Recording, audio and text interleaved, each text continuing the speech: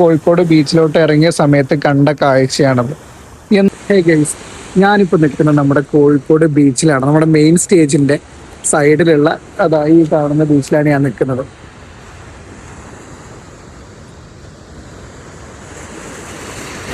നിങ്ങൾ കാണുന്നുണ്ടോ ഈ കാഴ്ച അല്ലേ?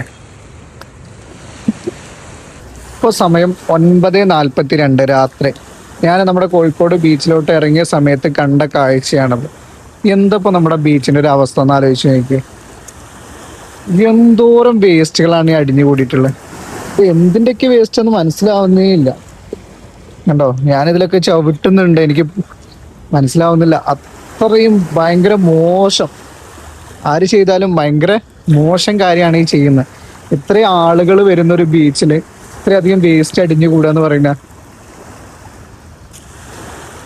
അപ്പൊ ശരിക്കും പറഞ്ഞാൽ ഇതിനെല്ലാം കാരണം നമ്മൾ തന്നെയല്ലേ. നമ്മളെപ്പോലുള്ള ആളുകൾ കൊണ്ടുപോയിടുന്ന വേസ്റ്റാണ് ഈ അടിഞ്ഞു കൂടുന്നത്. ഇതിന് നമുക്ക് ഒരിക്കലും ഒരു അധികാരികളെ കുറ്റം പറയാൻ പറ്റില്ല. നമ്മളൊന്ന് ശ്രദ്ധിച്ചു കഴിഞ്ഞാൽ ഈ വേസ്റ്റ് നമുക്കൊന്ന് മാനേജ് ചെയ്യാൻ പറ്റത്തില്ലേ.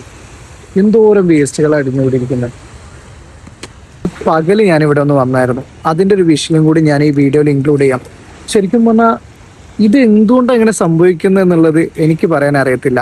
അത് നിങ്ങൾ പറയണം, നിങ്ങൾ ഓരോരുത്തരും വേണം പറയാൻ.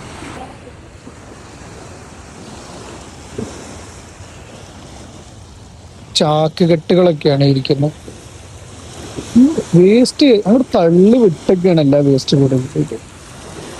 കണ്ടോ എങ്ങനെയാ മക്കളെ നമ്മൾ ഈ ബീച്ചൊക്കെ എൻജോയ് ചെയ്യാൻ വരിക.